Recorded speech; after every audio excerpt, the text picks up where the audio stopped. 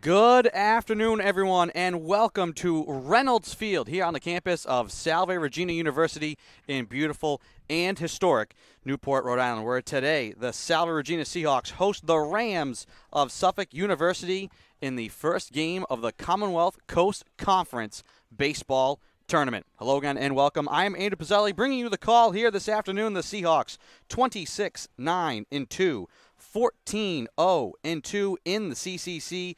The two-time defending champs are the top seed once again in the tournament. Suffolk, meanwhile, 23-18 overall, 6-10 in the CCC. They already have a postseason game under their belt. They topped Gordon 9-3 in the conference play-in game back on Monday. The Seahawks, this will be their first postseason game after a dramatic weekend last weekend to earn the top seed. To talk about that and today's matchup, want to welcome into the booth my good friend Niall Silberman. Niall, how you doing, and what do you expect out of this game here today? Well, it's a beautiful thing anytime we get to watch Salve Regina Seahawk baseball, especially in a playoff atmosphere. The biggest thing today for the Seahawks is really controlling the strike zone. In the last 16 games, Suffolk is 9-7, and during that time, the 9 wins, they're averaging just under 7 walks per game offensively. In the 7 losses, they're averaging just over 2 walks a game. So they really have a good approach to take advantage of free passes and getting guys on base for guys like the Player of the Year for the conference, Harry Painter, and he's able to drive guys home. So really controlling the walks and controlling the strike zone is going to be one of the major keys here in today's game. It will be Pat Maybach on the mound for Salve Regina. He made second team all-conference, 2.56 ERA, 5-1 this year with 80 strikeouts for Maybach. And he will get things going for the Seahawks here in the postseason. He did face Suffolk earlier this year. He went 6 innings, gave up 7 hits, 2 runs, walked 1. We talked about that being the key, and struck out 4 in that matchup. First pitch here, chop to third. McCarthy, time, space, the throw is good, 1 down.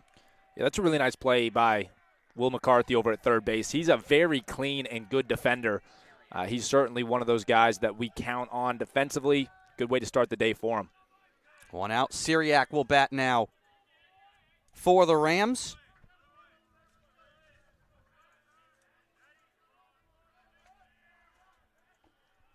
Rams are 13-10 all-time versus the Seahawks. Salve has won 4 out of the last 5, 3 in a row, including the 14-9 and 9-2 conference sweep earlier this year. Maybach kicks and deals. That pitch in there for a called strike. Count is 0-2.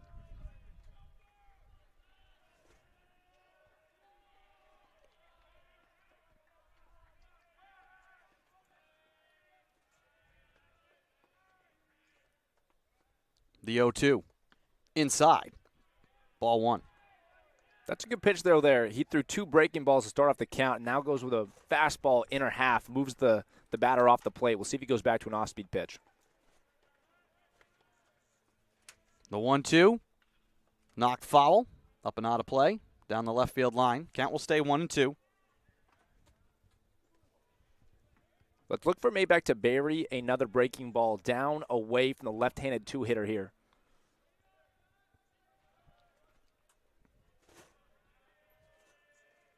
He kicks and delivers, and that ball high. Got away from Maybach. Count 2-2.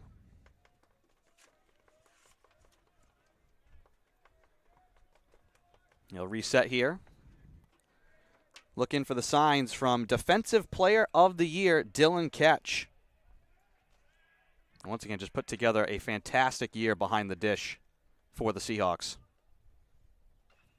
This one again, chopped to McCarthy. He fields, he throws, 2 away. Another great play by the third baseman. He charges it well, plays it well off the hop, and then just a strong throw over to first base. So, way to start the day for Will McCarthy. 2 plays, 2 outs.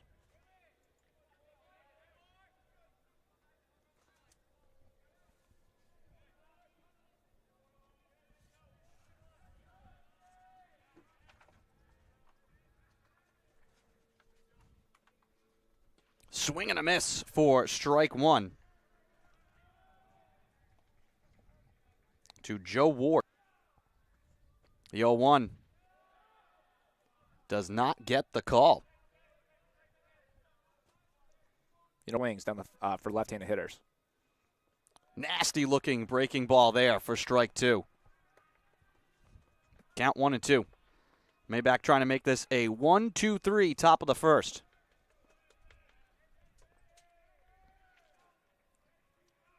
He kicks and delivers. Swing and a miss. He struck him out. 1, 2, 3 go the Rams. We head to the bottom of the first here in this Commonwealth Coast Conference tournament game. We'll be back.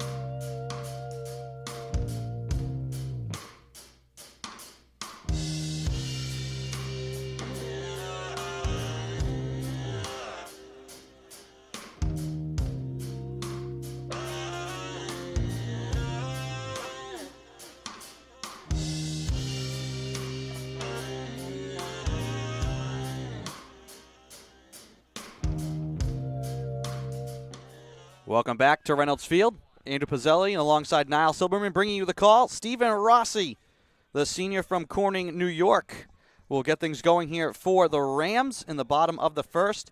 He is 1-3 on the year, 4 games started, 14 appearances, a 9.33 ERA for him. And he's kind of been used all over the place, starting, relieving here for the Rams. The Seahawks did see him for 1 inning this year, gave up 3 runs, only 1 earned. Did walk 3 batters. So, bit of an interesting role here for Rossi, Niall. Kind of a opener, if you will, it would seem. Yeah, you love to see an opener, although one of the things that's most important for an opener is strikes. So we'll see what Rossi's able to do today. That has been a problem for him so far this season. D'Amato lifts this one into right field. What a way to start off. He is aboard. Yeah, he seems to keep doing that, being the leadoff guy and finding base hits to the right side. It's really a beautiful thing to watch him in the leadoff spot. So right away, the Seahawks getting right to work. Dustin Cicada will bat with 1 on, no one away.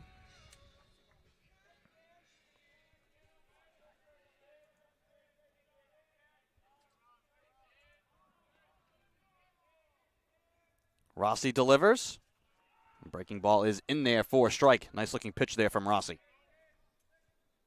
Yeah, if he can locate his changeup, curveball, and fastball, it should be a good day for him in terms of strike zone. But with the good hitters the Seahawks have, it could be a tough day regardless. But he'll want to see strikes here early and often. 0-1. Inside, D'Amato flashed like he was going to go and then backed off. Count was 0-2.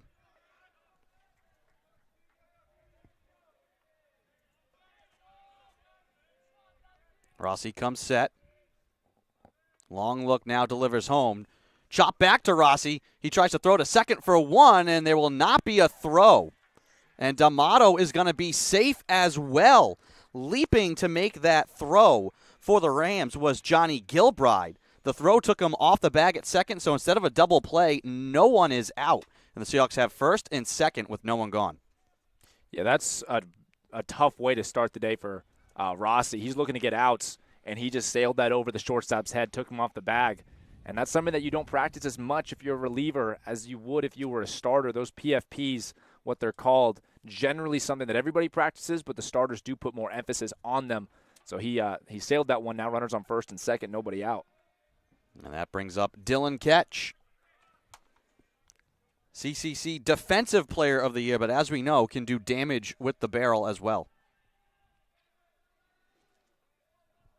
First and second, no outs here for the Seahawks.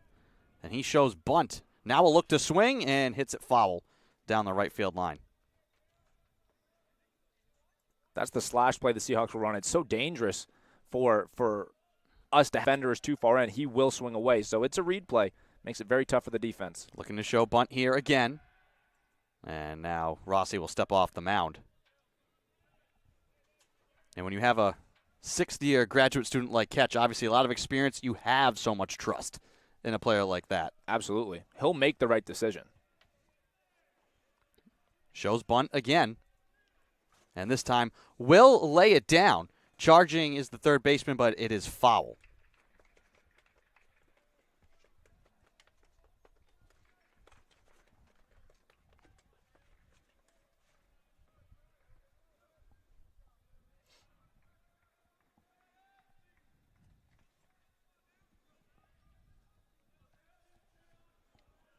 Count is 0-2 to Ketch.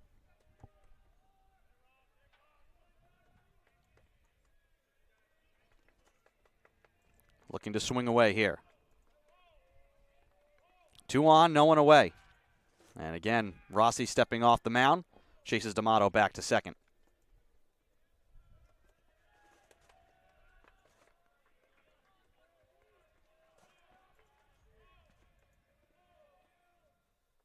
Ketch lift this one in the air to left field, and out onto the grounds of Chateau Samer.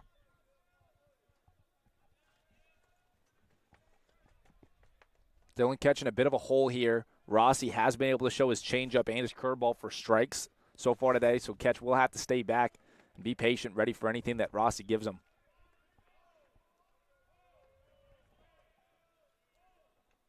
The 0-2 again. Knocked foul and back. Good battle here from Ketch. Count 0-2. 2 on, no outs. Seahawks in a good position to strike early here. This is the first game of the Commonwealth Coast Conference Tournament. Double elimination tournament. Seahawks the top seed, which they earned in dramatic fashion this past Friday.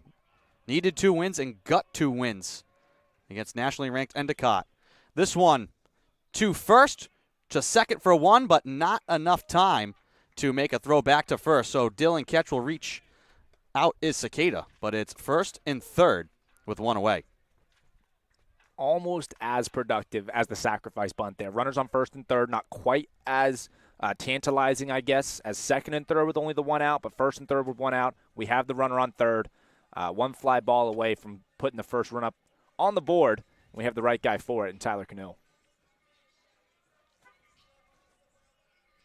It'll be interesting down for a ball, but it's been swirling at times here today, and both teams kind of had some trouble in warm-ups with the fly balls. So anything, even just a fly out today, is not a given.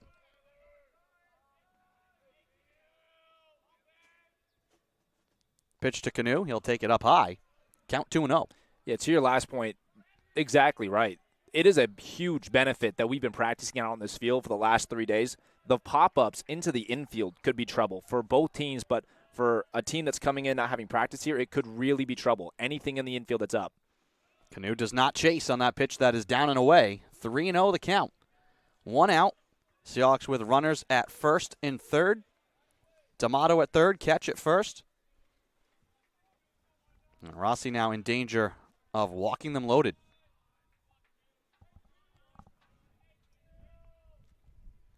The pitch. High and inside, and the bases will be loaded for Will McCarthy.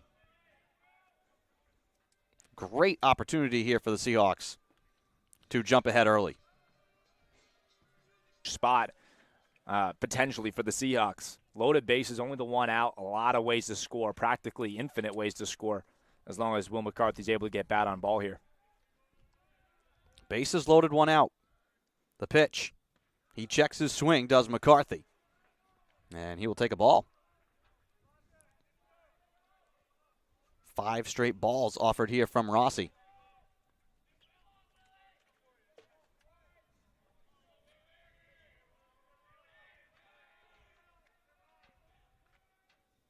Pitch. High and inside. Don't know how that didn't hit McCarthy. Yeah, Andrew, that went behind him, behind the upper back area of Will McCarthy. And just instinct is to lean back out of the box. Talk about changing the eyesight. Yeah. 2-0. Hit in the air. Foul to right field. And that'll be a strike. Count 2-1, but Rossi struggling to find the plate here in the last 2 at-bats. Yeah, he just went to the curveball. I think it could be a tell. If he goes with the fastball here and misses, McCarthy would be able to sit on the curveball 3-1. I wouldn't be shocked to see McCarthy take this pitch.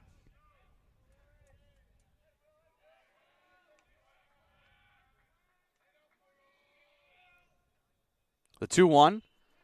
Hit to third. It bounces off of Syriac. Home comes D'Amato. Everyone will be safe. And the Seahawks take the 1-0 lead. Absolutely perfectly executed there by Will McCarthy. He takes the fastball up in the zone, drives it down. Third baseman not able to make the play. And now we just move positions and bring Brandon Grover up to the plate.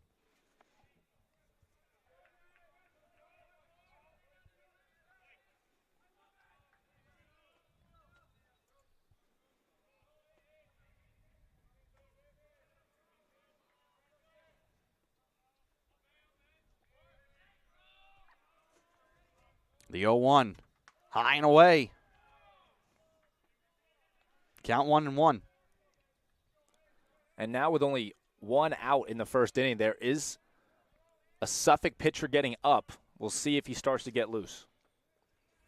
Only saw Rossi for the 1 inning earlier this year when the Seahawks played the Rams. And like we talked about, this seemed to be somewhat of an opener setup, as this is fouled off. Or they've called a balk. So wow, the Seahawks take a 2-0 lead.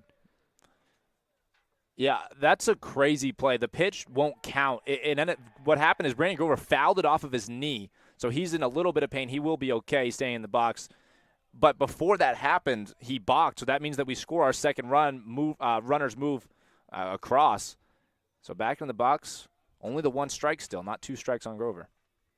So runners at third and at second, 1 out, and a 2-0 lead for Salve. Rossi delivers down and inside, count 2-1. And to finish the point, it seemed to be a bit more of an opener scenario, so weren't sure how many innings you would have gotten from Rossi anyways. But obviously this is not the start that the Rams were looking for out of him.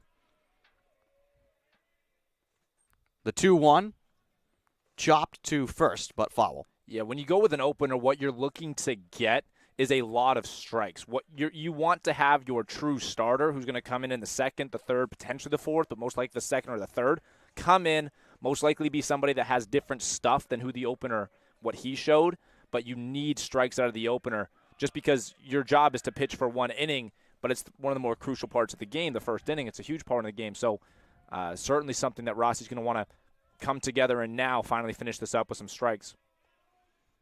Here's the pitch. Hit in the air. Coming in from second to make the grab. Seahawks do not tag and run. So the fly out there to Roberts. And there's 2 gone with still 2 on here for the Seahawks. That balk, by the way, the first of the year for Rossi. And that was a big one because he just got a pop out to second base. Now there are 2 outs. The Seahawks still have runners on second and third, but there's 2 outs. So a lot less ways to score anytime you're getting an out for a sac fly. That no longer is something that scores a run, produces a run. So the balk gave the Seahawks their second run. And it would be loaded bases with 2 outs now. That pitch, let's see what the call is here. Are they going to say that he did not make an effort to get out of the way? And it may have been foul off the nub of the bat. That's what it sounded like, Andrew. And just off the reaction from Ryan Gratial, the batter at the plate currently, that has to be what it was. So Gratial, the DH. And the count will be 0-1 to him with 2 outs, 2 on.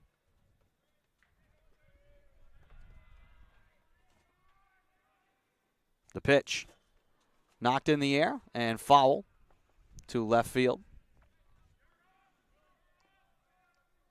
So much power in the bat of Ryan Gratial.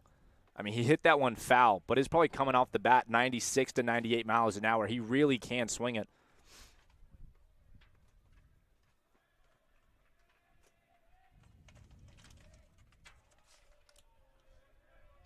0-2 the count, 2 outs. Rossi delivers up high. Ball 1. And really, given this situation, if Rossi can get out of this inning, limiting it to just 2 runs, you call that a win a little bit here for Suffolk. Yeah. Sunk cost. Once he got to the loaded bases with 1 out, to only allow 1 more from there, if that is what happens, would be a successful job.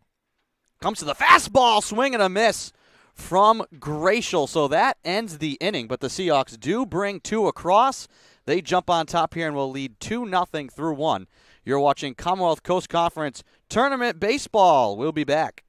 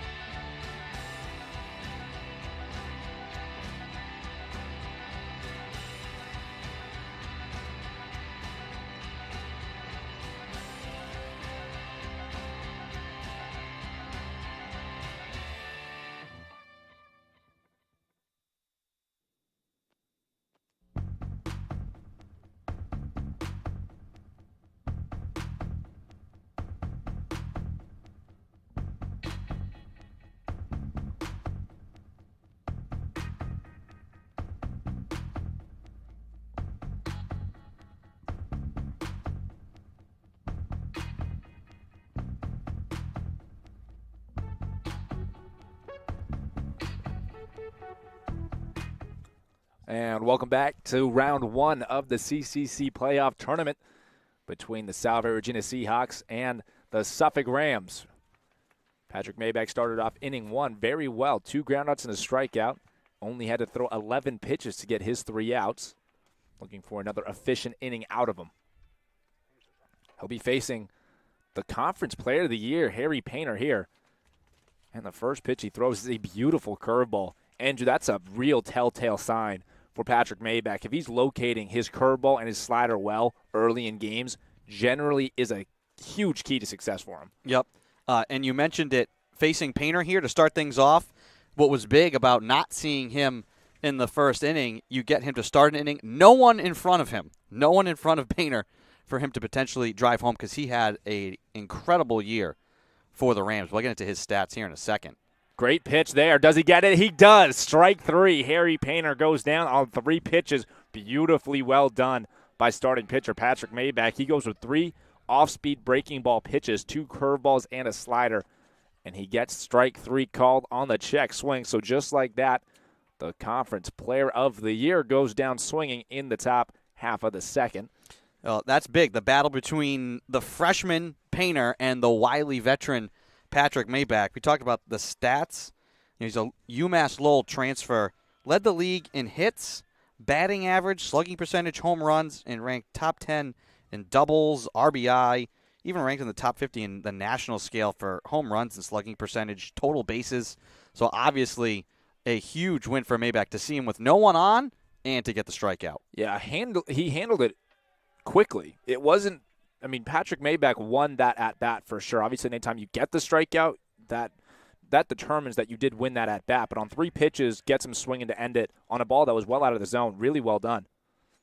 And another one just like that. 2 strikeouts in the inning. He struck out 3 in a row. And, Andrew, this is as good as I have seen his breaking balls in a very long time. And he's consistently good with it. A lot he has thrown so far. All of them have been sharp. Most of them have been in the strike zone, and the ones that haven't have been very competitive. 2 strikeouts. And so far it would seem this has been a very efficient start for Maybach as well. 100%. He's under 20 pitches currently, 2 outs here in the second. And he starts it off with a strike, fastball outer half, 0-1.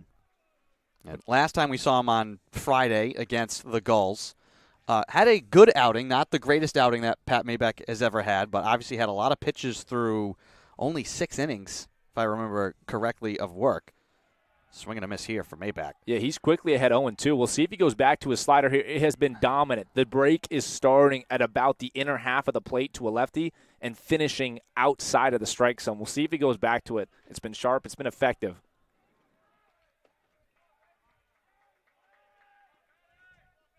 And maybe it has his set. The 0-2 pitch. And there it is, strike 3. He strikes out the side on 11 pitches. Really well done in the top half of the second. So we're going to head to the bottom half of the second with Salve Regina Seahawks up 2-0 as we head to the bottom half.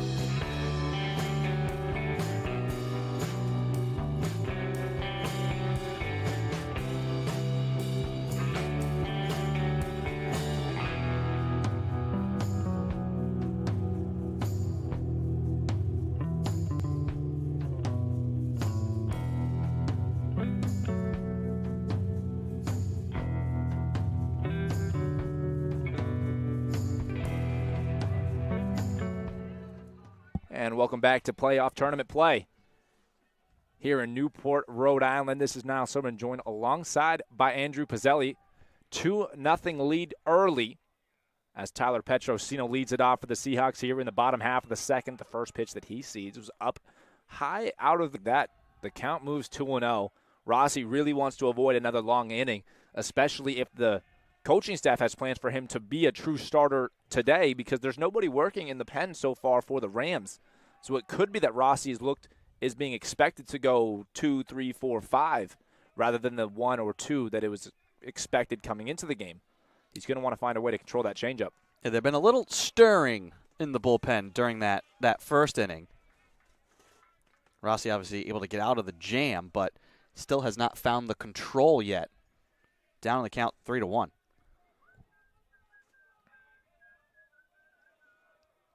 Petrosino certainly has the green light here in a 3-1 count. Great pitch. One of the best pitches of the day for Rossi. Stephen Rossi, really well executed fastball, outer half. He evens himself up. Full count, 3 balls, 2 strikes. Leadoff hitter Petrosino. This one hit very hard right side and through for a base hit. So another lead-off single to start off the inning. In the first inning, it was the leadoff hitter, D'Amato, and here in the second, leadoff hitter Petrosino. And we'll see if they get Petrosino running. He is a threat on the base paths.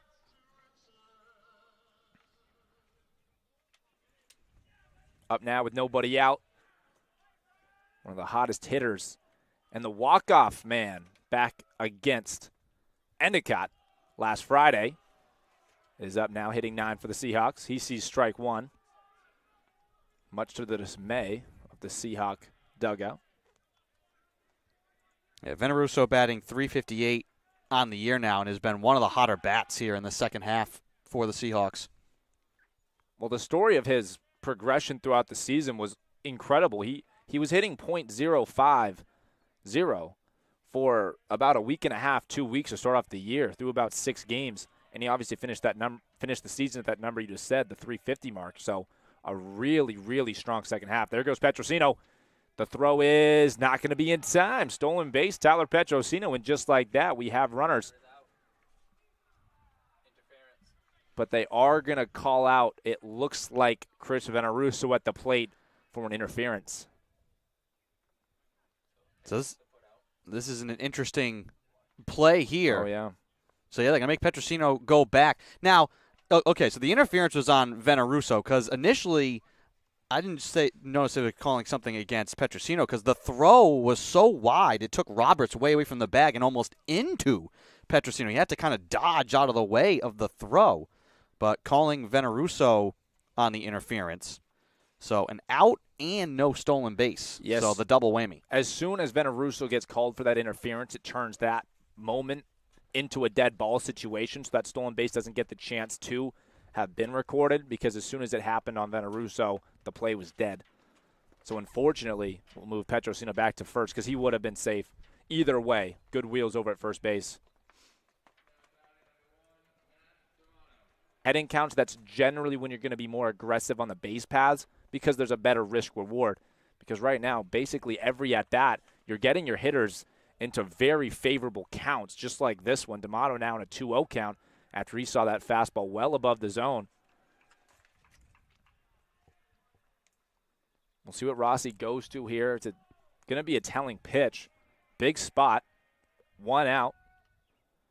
And there's the fastball, but it was above the zone, so the count now moves to 3 balls and no strikes. And I'm sure that'll put the red light on D'Amato.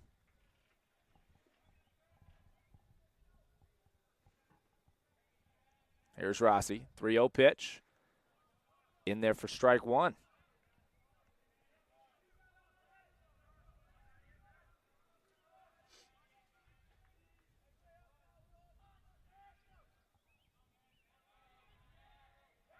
Check over to first. Petrosino back safely.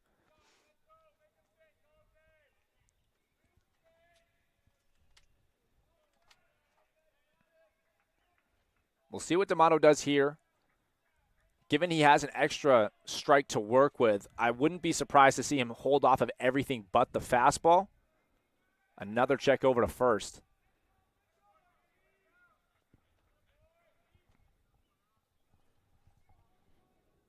Trying to hold up. Petrosino already tried to steal. Does have 11 stolen bases on the year, which is 3rd on the team. Seahawks like to run. Here's Rossi. It was the fastball well inside. And that will be ball 4. So down to first base goes Matt D'Amato. He has reached base both times so far today. A single in the first and now a walk here in the second. And he's also doing that processing in his head where he's saying, I haven't seen Rossi, the starting pitcher for the Rams, throw a changeup for a strike to a right-handed hitter so far today, and I can really knock him down now to a curveball fastball pitcher. And there is the fastball. Cicada chops it to shortstop. Throw over to second is in time to get D'Amato, but not in enough time to turn the double play. So now with 2 outs, there are runners on the corners, first and third. And a little bit of hesitation there from short to get that throw to second, which made the throw late. So the double play was there if it was a clean play, but it was not.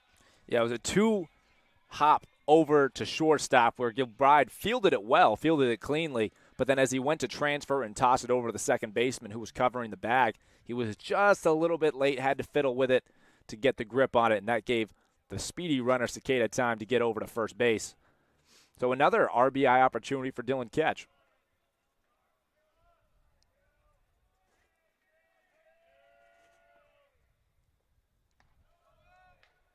And there goes Cicada. He takes off. And Lake doesn't even try to throw. That was a play that we will run, that the Seahawks run more than occasionally. They would have their ball that's way inside.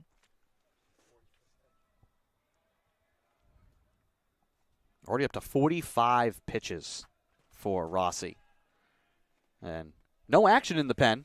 Plenty of spectators out there for the Rams, but no action as of yet.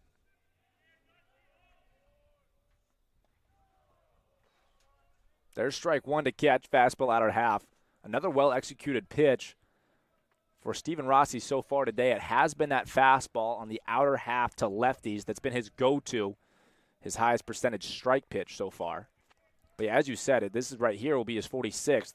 He's had to work heavily in both innings so far. And he'll continue to have to do that. There's the changeup that he misses down and away from the lefty.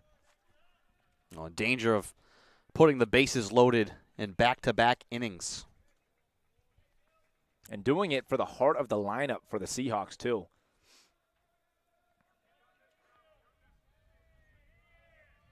Two outs, big pitch. 3-1 to Ketch, swung on, hit up the middle, and it's going to be through. Base hit. Here comes Cicada rounding third. He will score easily, and just like that, the Seahawks have a very comfortable lead in the second. RBI again for Dylan Ketch. He has RBIs in both. He does not have RBIs in both innings. He has 2 RBIs now. He's reached base twice. A beautiful piece of hitting to line that ball back into center field, and that gives the Seahawks a 4-0 lead here in the bottom half of the second. Well, just timely hitting. I mean, the Seahawks doing what they have to here to jump ahead early and make the Rams pay.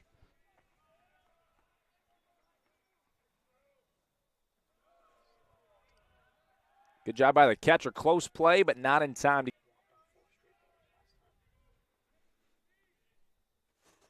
There's another ball to Canu. He has now seen 6 pitches. None of them have been strikes yet, so he has not swung the bat, nor has he seen a pitch he wants to swing at. And we know Tyler has a big bat. That's just part of that patience and maturity and attention to detail, doing what it takes to win. I couldn't agree more. I mean, there's no better way to say it. He's somebody that knows what his zone is, and if he sees a pitch that is where he wants it, he will attack it. He had 8 home runs this year, led the Seahawks. He's a power hitter. But if it's not where he wants it, he's not going to go out and chase and try and get himself hits just to generate some offense. He'll take his pitches as he. He had an RBI single to the third baseman last time. First and second. And the visit here on the mound. Just a bit of a pep talk here for the Rams. 2 outs, Seahawks lead 4-0. One of the wildest stats so far today, especially for somebody who's not necessarily used to starting games. You really want to emphasize to that starting pitcher or to the opener, strikes are the main key. You want to prevent runners from getting on base the easy way, the freeway, and you just want to generate some sort of difference that you, from the first opener to whoever will come in after that, you want to show different stuff. But so far, Stephen Rossi has thrown more balls than strikes through the 1 2/3 innings he's pitched so far, which obviously makes it tough to keep runners off the base paths when that's the case. Here's Will McCarthy, runners on first and second. He just saw ball 1. He had a single to the left side in his first at-bat. That drove in a run. Ball 2, that gets past the catcher, But a nice job by the catcher to stay with it, and that will keep the runners on first and second. Yeah, that's 2 big blocks here from Lake this inning. One that prevented Dylan Ketch from maybe taking off and stealing second, and that time another big block preventing both runners from advancing into scoring position. Yeah, that was an excellent job by Shane Lake. That was a curveball that bounced back to his left. So the pitch went to the right, the ball bounced back to the left, and he stayed in front of it. And now Rossi gets strike one. Fastball inner half to the right-handed hitting McCarthy. Count goes to 2 balls and 1 strike. And this was the exact same count that McCarthy hit the RBI single in first, and this one's hit right side but hard. Right fielder is there. He read it really well. Nice play by the right fielder.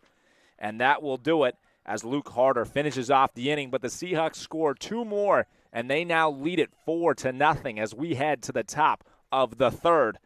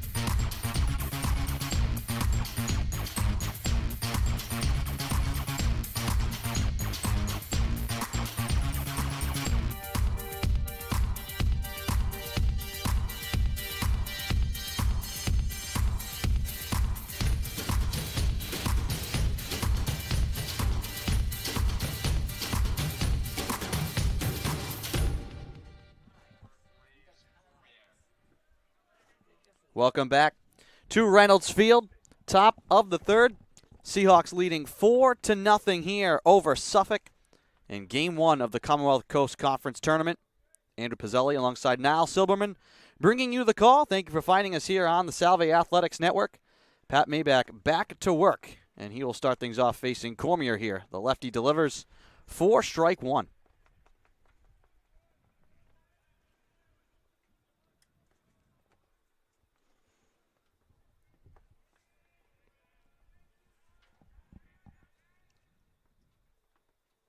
Down and away. Cormier does not chase. Count even 1-1 here.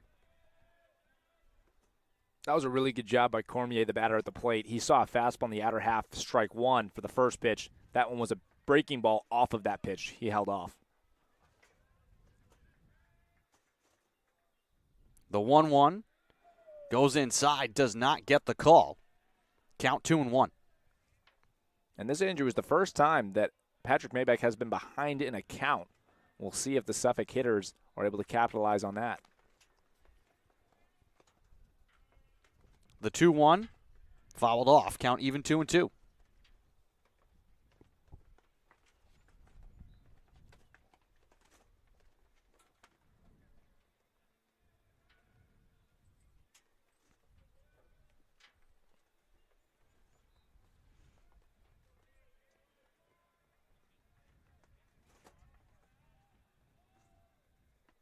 Maybach kicks and delivers the 2-2. And they're going to look, and they do say that Cormier went. So he strikes out. Maybach threw that one way away. Cormier chased, and that's his 5th strikeout already of the afternoon. Yeah, fifth of the day and 5th in a row.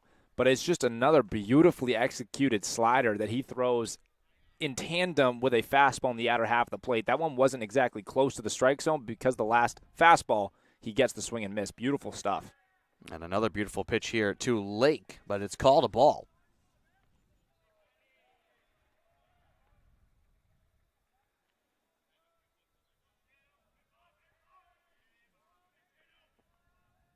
The 1-0 from Maybach. Right down the middle, strike one. Emphatic call from the umpire there as well.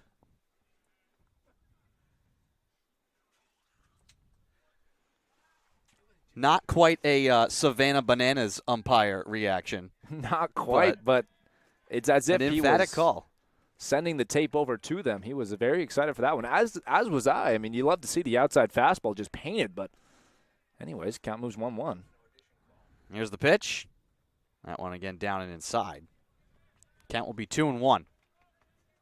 I mean, he certainly is a part of the game. He's out there on the field, so a lovely sight. Oh, umpires are part of the game. Yes. Yes, they are. Yes. The 2-1. That one looked like it went in and out of the glove of catch. Count was 3-1. He was trying to bring that one back into the strike zone. It would have been it was a ball based on where it was. Trying to frame it. He was trying to. He just wasn't able to bring it back. 3-1 now for Lake. Maybach kicks and delivers, and he walked him. So we talked about this being a key for the Seahawks, trying to limit the base runners. And they get one here, and that brings up the number 9 hitter, Roberts, with 1 on and 1 out. Top of the third here, Seahawks leading 4-0 already.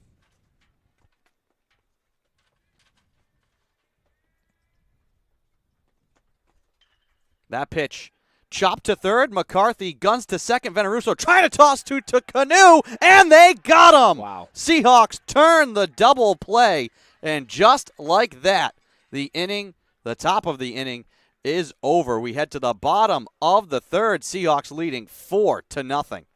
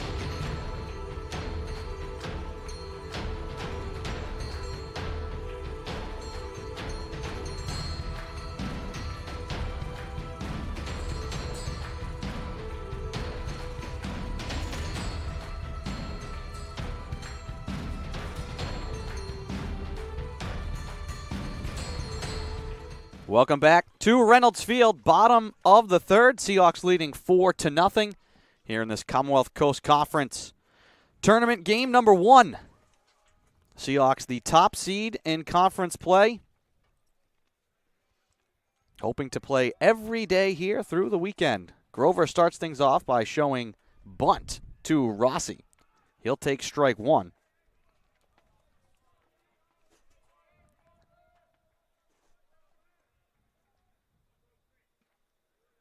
Breaking ball away. Count 1-1 here to Grover,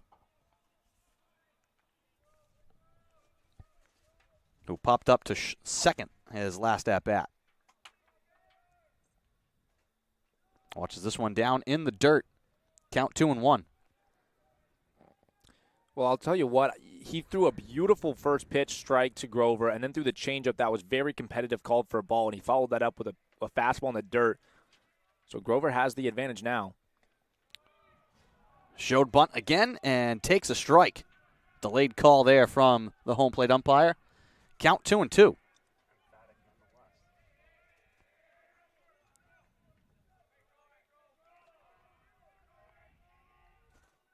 Rossi kicks and delivers up high. Good eye there from Grover. Count is full, 3-2. I would consider this to be a big battle here. The Seahawks have had the leadoff batter on first base each of the first 2 innings. Certainly Rossi trying to avoid that. The 3-2 inside for a walk. So Grover will take first. That brings up Gracial.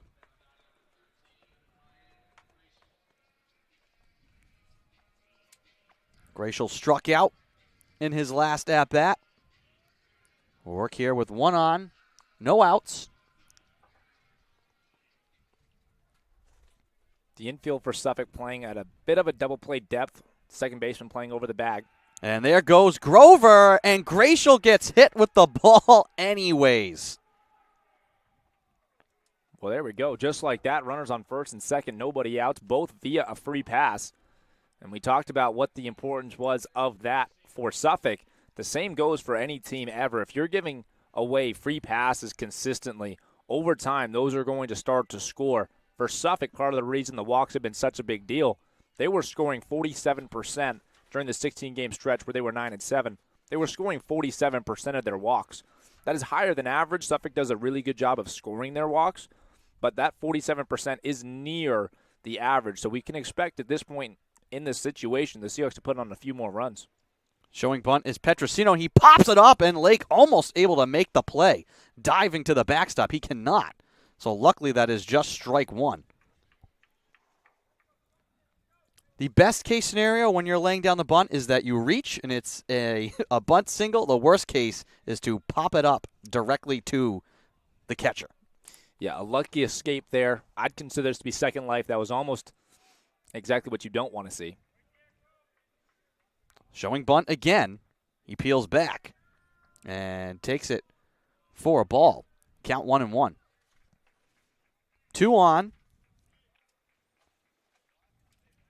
I can tell you what, though, I don't see Petrosino popping up another bunt for the rest of the season. I don't see it happening again here today. He's really good at this. He practices this a lot. Rossi steps off the mound. Grover will step back to second.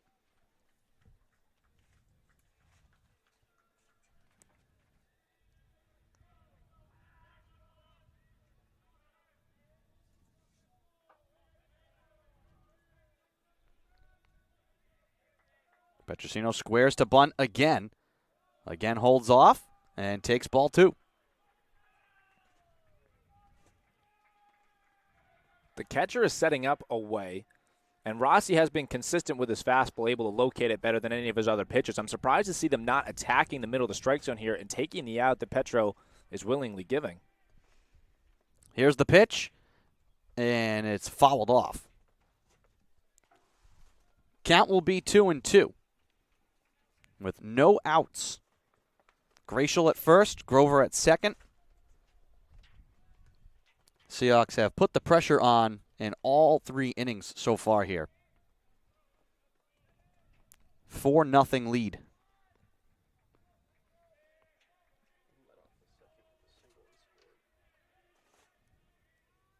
Now looking to swing, Petrosino watches this pitch outside.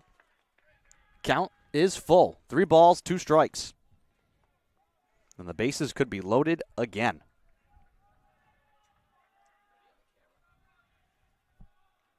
He just went with the curveball and missed. Expect the fastball. Runners go, and it is called a ball, so the bases will be loaded for the Seahawks.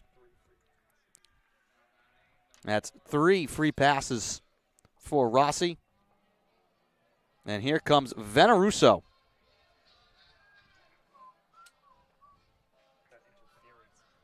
And he got out last time. The interference call.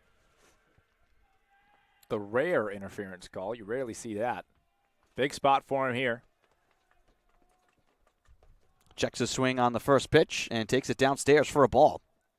You know, there's just so much to love about Veneruso and the way that he takes pitches. Again, his lower half right there is fully engaged. He's fully striding, giving his all to that pitch, but just holding his hands back because the pitch was well below the zone. Really good job. He's ready to hit. The 1-0. Inside. Count 2-0. And Lake gesturing to Rossi to settle down. There was that changeup. He missed with the changeup. First pitch, he missed with the changeup. The curveball hasn't exactly been his best pitch. Veneruso most likely sits fastball here. The 2-0. He takes, and it's a strike. Good fastball from Rossi there, outer half.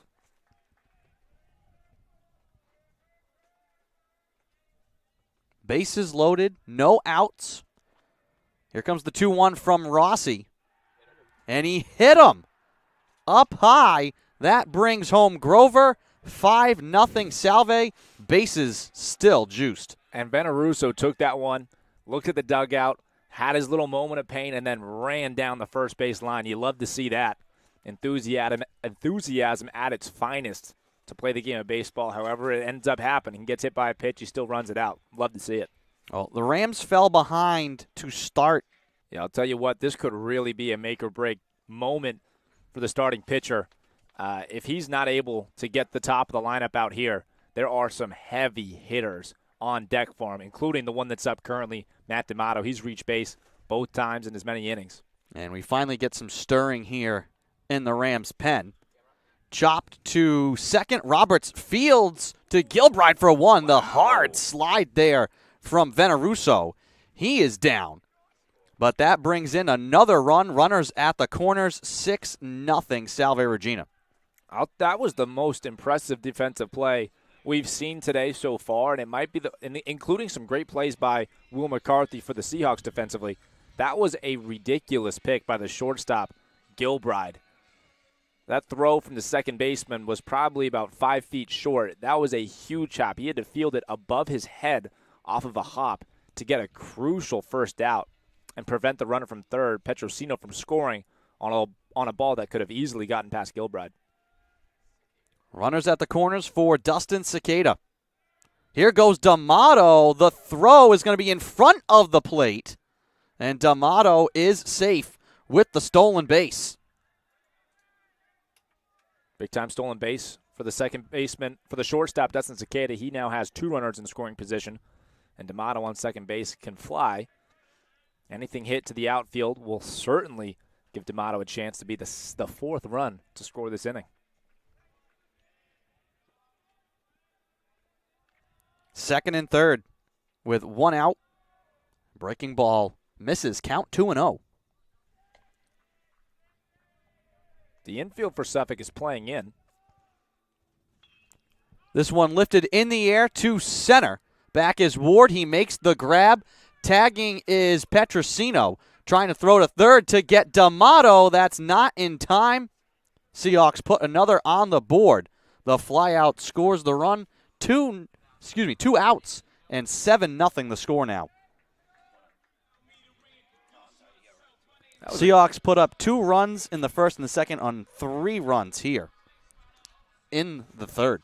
The throw from Joe Ward, the center fielder, was on a line. That was a really, really nice throw, probably 200 feet, and it came out, on a true line all the way to third base. To first, the bag is tagged, and that'll end the inning, but the Seahawks put up 3 more runs. They lead 7-0, in control right now of this Commonwealth Coast Conference playoff game. We will take a break and be back with the top of the 4th.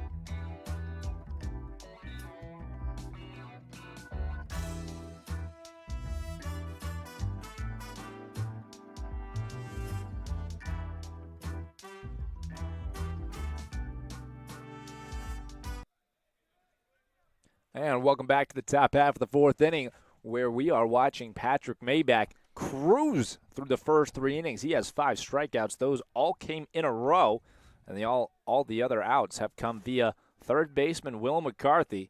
Patrick Maybach has faced the minimum through 3, and he's done it on a very efficient pitch count.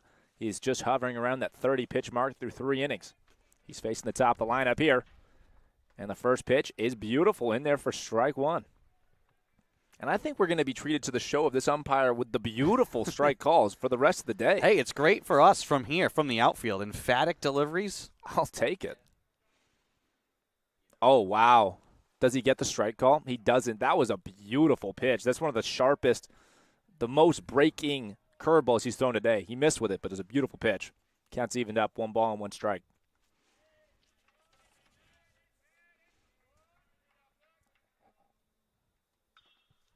Hard hit right side, foul ball.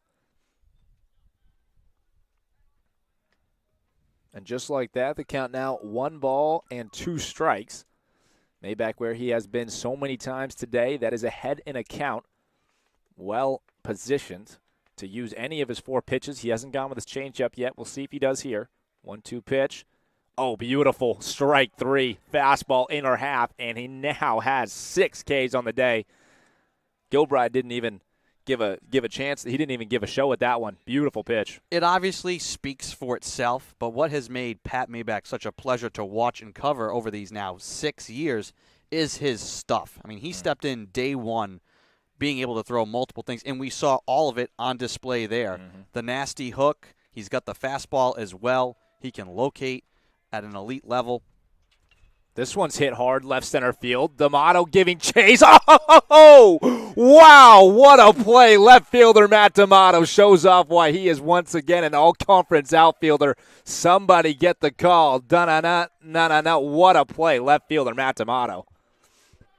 Well, that one could have been a big hit for the Rams just to get a little something going. D'Amato with the long run. Full speed, makes the grab. Seahawks have not had to – they're not asking this outfield to do much so far here today. Their real first taste of action, and D'Amato rises to the occasion. Yeah, their only taste of action so far. If it hasn't been a strikeout, the only guy who's been able to get a chance to play some baseball has been Will McCarthy. It's been Will McCarthy. D'Amato said, you know what, how about this? You give me a chance, I'll make it, and he sure did. Really, really good job there. He didn't dive, but it was everything besides the dive. A full jump, full extension jump on a max effort sprint to the left center field gap. And the wind has played a part of that too. I mean, it's kind of calmed down now, but previously all the wind had been blowing across the field to the right field side, so weren't sure how much action D'Amato may even see at the onset of this game with the fly balls. And that's a big out. You know, Rams trying to get something going. That could have easily been 2. Considering where it got hit. Huge. Absolutely. That would have, without a doubt, been extra bases. That wouldn't have been a home run. It wasn't hit that far, but it would have been, at the very least, a double. And the 2-hitter, Syriac, absolutely can run. It had a chance to be a triple. This one popped up, left side, out of play, way out of play. And now, once again, Maybach in the driver's seat. 1 ball and 2 strikes. And we talked about Maybach cruising. Again, if there's a double, now you started to get into some pressure situations. And so far, Maybach has not had to have pitch with pressure. Absolutely not. And that frees you up to really trust your stuff. So his slider, which is probably coming right here, he went with the fastball, beautifully located, called for a ball, swing and miss pitch. But when you're up in counts, ahead in the game, and you have outs in your favor, you can really throw your pitches just like that. Slider, strike 3, and Maybach has faced the minimum through 4 now. As we head to the bottom half of the 4th inning, the Seahawks were on top 7-0. But we're going to get another chance to see the bats go fly. We'll be bottom 4 in a minute.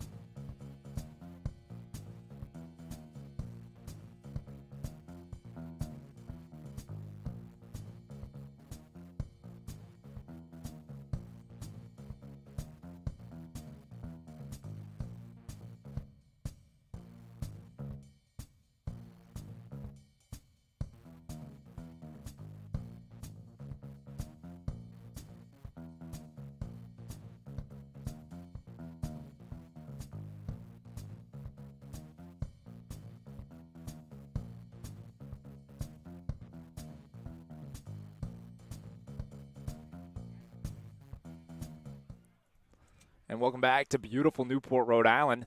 Niall Silverman and Andrew Pizzelli here in the booth, giving you the call for Game 1 of the CCC playoffs. Tyler Canoe steps into the box here in the bottom of the fourth inning, and he sees ball one. Andrew, that is ball 9 in a row, 9 of 9. Canoe still not having seen a strike. Now that I said that, I certainly jinxed it. He's going to see one here, right? He does. Rips it left side and through for a base hit. Tyler Canoe leads off the inning with a single. Well, he finally sees a pitch that he wants to swing at. He hadn't seen him yet. And the first one he does, he gets a base hit. And for Rossi, it has been a bit of a struggle trying to locate and find the plate. He's offered 43 balls so far, I believe, somewhere in that range. And, you know, we do have Pivnicki warming in the pen, has been for about an inning now for the Rams. And this may have just been a no matter what, you're going for Rossi. And obviously he's been under pressure from the jump from the Seahawks. Yeah, if this inning gets a bit tumultuous like it has for the other 3 innings, I think you could see Pivnicki coming in here the fourth. With that said, these are the best curveballs we've seen. These are as good as any curveball we have seen so far. That was one of the best pitches of the afternoon there from Rossi. For sure, and the one before that was also a good pitch. So he's in a 1-1 count. Will McCarthy, a good hitter, ready for whatever comes from Rossi. Fastball swung on, hit left side. Shortstop Gilbride throws over second base in time for the double play. 6-4-3, beautifully done by the middle infield there to get 2 and a big 2 outs. Yeah, that's big for Rossi. That's going to keep that pitch count, which is climbing down. Don't know how many innings now at this point they're going to want to try to squeeze out of him, but plays like that will certainly help. Yeah, without a doubt. 2 outs and no one on. It surrenders the leadoff hitter for the Seahawks. Each inning they have gotten their leadoff hitter on. Good pitch, outer half fastball to Brandon Grover. Not even to count up at 1 ball and 1 strike. Grover walked and scored in his last at-bat. The Seahawks have scored in every frame so far.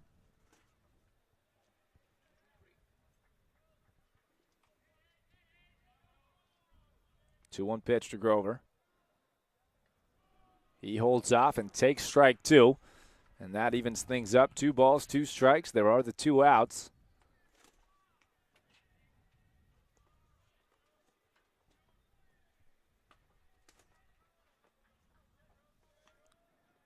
Rossi has his set. The 2-2 pitch. Great hold by Grover. Curveball down in the zone. And he was able to fully engage with his lower half and keep his hands back. And now as the inning comes to a crux, 3-2 pitch, 2 outs. Here it is to Grover, and it is well upstairs, so he takes his base. Back-to-back at-bats where Grover draws a walk. So that extends the inning here with a base runner on and 2 outs for Gratial. That was the 90th pitch for Rossi. Yeah, with Pivnicki warming up the way that he is, you have to assume that this will be the last inning of work for Rossi. Here's Ryan Gratial, number 13, today's designated hitter for the Salve Regina Seahawks. And there goes Grover. And again, back-to-back. Wow. Gratial has now been hit in back-to-back at-bats.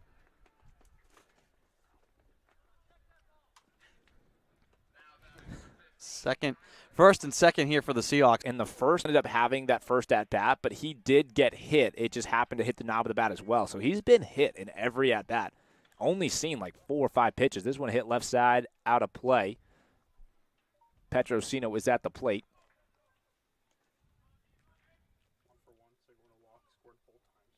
Petro has the only player so far to score in both of his appearances, both of his plate appearances. He has a walk and a single. Looking to drive in a run here in the fourth.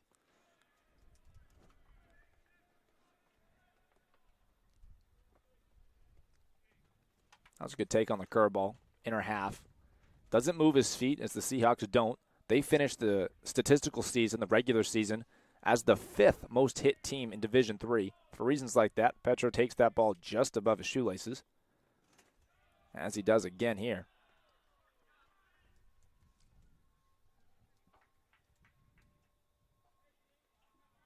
Back-to-back curveballs missing down in the zone. Counts now 2 balls, 1 strike. Petro expecting a fastball. And he gets the fastball, but it's above the zone, so now 3 balls and 1 strike. And it'll be interesting to see how they approach the 9-hitter Veneruso if Rossi does, in fact, walk Petrosino here. That would certainly give a lot. That would be a lot to think about for the coaching staff of Suffolk, as they're in another big spot.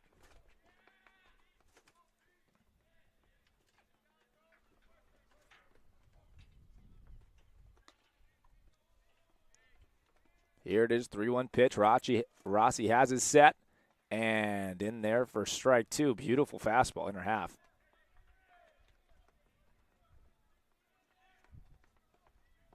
And now once again, Rossi 1 pitch away from ending the inning, 3-2.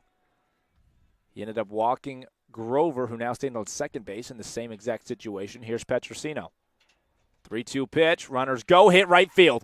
It is back, and it is right at the right fielder. That ball was absolutely pieced, but the defense was positioned well, and they make the catch. So that'll do it for the Seahawks here in the bottom half of the 4th inning. They get 3 runners to reach. None of them come in to score.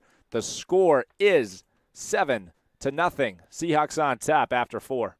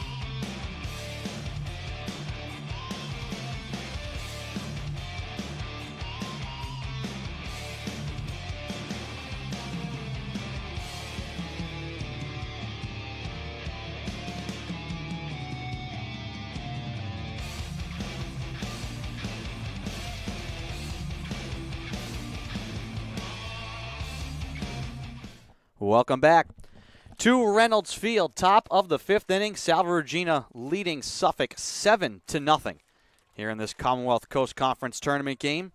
First day of the tournament. Seahawks, the number 1 seed, facing the 6th-seeded Rams, who won the play-in game on Monday over Gordon, and then had to deal here today with the 2-time defending conference champions. Pat Maybach will start things off against Painter. And he delivers on the corner for a ball 1. Maybach won this at-bat, won this matchup back in the 2nd inning with a strikeout on 3 pitches. That one right down the middle for strike one. And again, it's been a big plus for the Seahawks to face Painter to start the inning. No one in front of him for the most dangerous bat in the CCC. Hits this one in the air. Little gap shot, and it will find a gap. Petrosino, Grover, and Van Russo all kind of converging. That one just perfectly placed to the outfield, and aboard is Painter. Yeah, Painter was debatably the best hitter in the CCC this year, and he's the first batter for Suffolk to get a hit in today's game, so it's only fitting that he's the first one to do so, but that is hit number one here in the top of the fifth.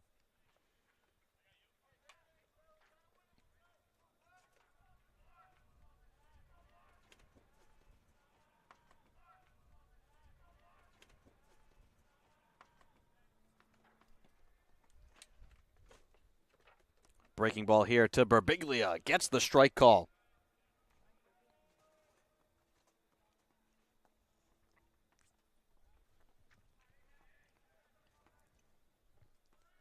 Oh and 1 the count. Maybach kicks and delivers. Fouled off. Count 0 and 2.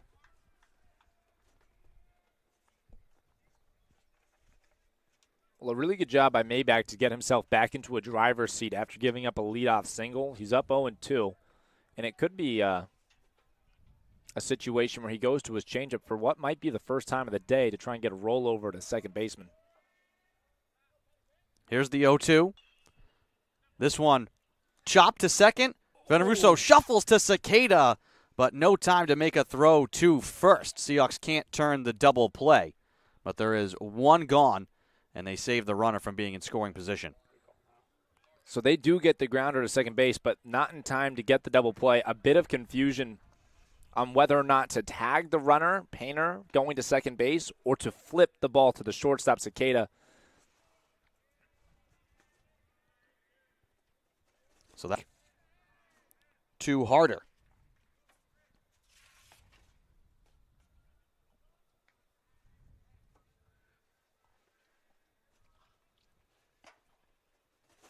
Oh, that was this beautiful. one gets the strike call. Nasty looking pitch there from Maybach.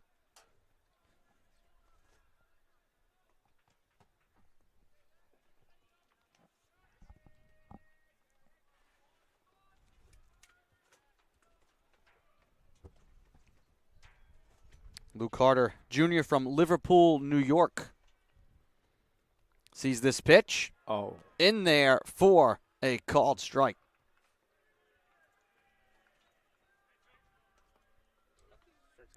Harder goes down looking in disbelief for a moment, and now will trot back to the dugout.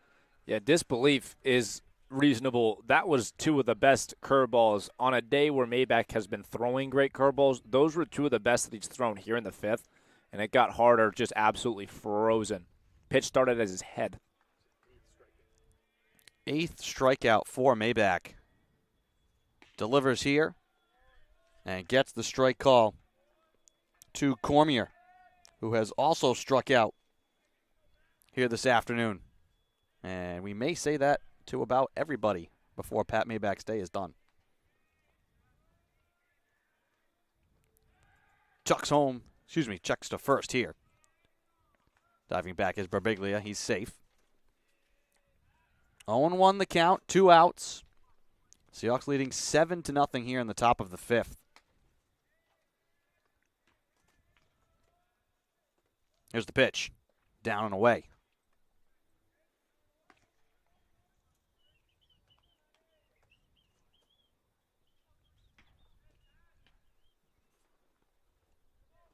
One on, 2 outs, 1-1 the count here for Cormier.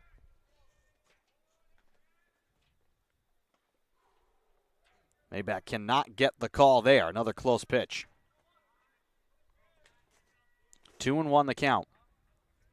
He just missed with that pitch, and as he was coming back to the mound to reset for this pitch, he was giving himself mental cues. He wants himself to come a bit more vertically down the mound was the cue he just gave to himself. Oh, wow. Another strike there. On the outside of the plate. Count 2-2 with 2 outs. Maybach trying to make it 5 straight scoreless innings.